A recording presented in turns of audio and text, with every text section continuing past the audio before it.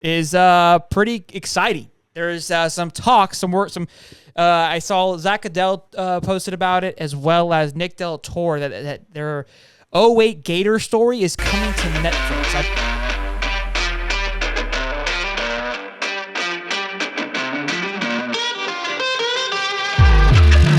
believe it's probably going to be under that threshold of Untold Stories, who had that biography, that documentary about Manti Te'o, which was an incredible documentary. If you guys have not seen it, I saw people come out and say like, "Hey, you owe Manti, we all owe Manti an apology." We 100% all do. There's no way that every one of us wasn't roasting Manti during that process, because when it came out, it was like he knew. But when you watch that, it's like, look, he got catfished like to the fullest, to the max. This was BC, right? Before Catfish. Before it was all over MTV. You see what I did there? It was all before it was all over TV. And the person that catfished him, it's a she. She's a transgender. It was a he there originally. But she was like, I have pulled out all the stops. I've done, like, I have all the things you see on Catfish. It's crazy. I've done all of those things to him. And when they explained it out through a process, I was like, yeah, I could see how this could happen. Like, it's back. Like, think about when this was. It was like 2012, right? Facebook was so like in a prime where you communicate, and Manti said, look, I did my due diligence. Like, we spoke on the phone, which she had a really good girl voice. And she like did it for the documentary. It was really weird. And like she created multiple Facebook accounts. It's wild. It's a really, really well done told story. My respect for Manti grew tremendously.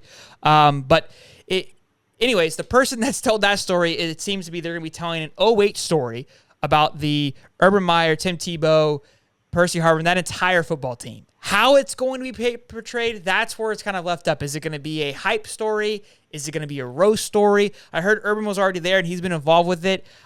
I could see him kind of roasting a little bit, but Tim's involved with it. I don't see him roasting. Hopefully it's about the success and just the greatness of that team. I love it, okay? This is why we get Costco brands, boys and girls, okay? Because they're making movies about us now. This is huge for the brand, no matter what it is.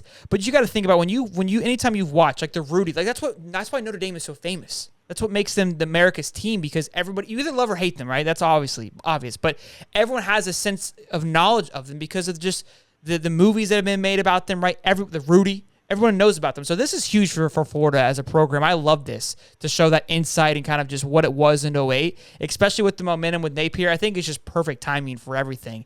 And I think it's going to be wonderful. Hopefully Cam Newton's involved because he was there during this time. It would just be fun to kind of get his perspective. It's going to be sweet. Yeah, look, it sounds like the fact that they're doing it now and giving a backstory on the year could be revealing in a lot of ways, right? I mean, you've got obviously some Aaron Hernandez stories that these guys are going to have to tell.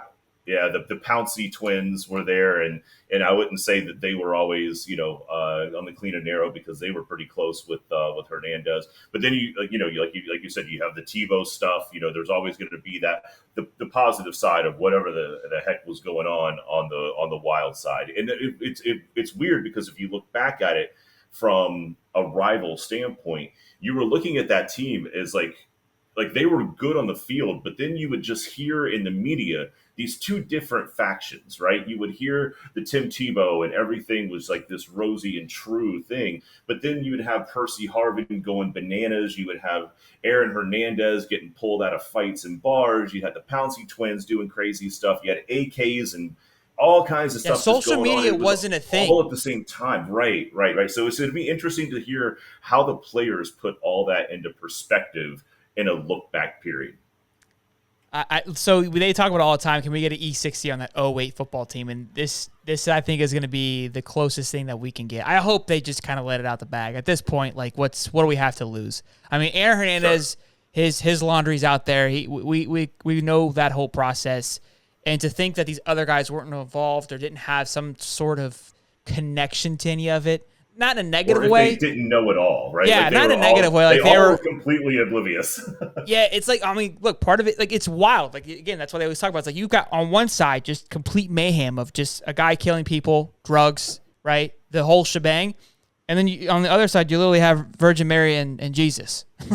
How do you have just complete extremes and then just come together every Saturday to just dominate? It's a really a beautiful thing. I hope they do a good job of telling this. I imagine they will. Again, the Manti Te'o story, the people they got in that, and just I'm sitting here watching this going, these people got paid a lot of money because they are just.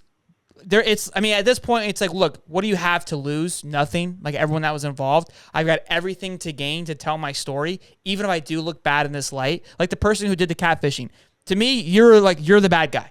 You, by far, created the most controversy thing we've seen in college football. It was horrible for the College of Notre Dame. Like, it ruined Manti Te'o's career. Like, literally ruined this man's career. He talked about how he would draft stock and everything. Yeah, draft stock. They talked about that and how he basically started to get anxiety because he would go into the field and that was his comfort place, and he lost that comfortness. I'm like, dude, this person literally ruined this man's career just from what they put them through, and it's wild. And look, Manti kind of stepped up. He's like, I forgive them. Whoever he goes, and he doesn't know that they're trans and doesn't know they're even part of it. He goes, hey, if they're watching this, I can't remember the person's name. He goes, I forgive you. And I was like, it was really impactful to get everybody involved to be just very as vulnerable as they were. I was like, somebody had to sign some checks, right? Because I was just like, why do this to yourself? Now, again, that need to want to be in the spotlight in front of things, obviously, is something that with this community or this society that we live in now is definitely a big factor. But I don't know. It's really cool. I'm excited to see this. I hope this goes through and follows through with it. I know if it is, I promise you we will be discussing it on here.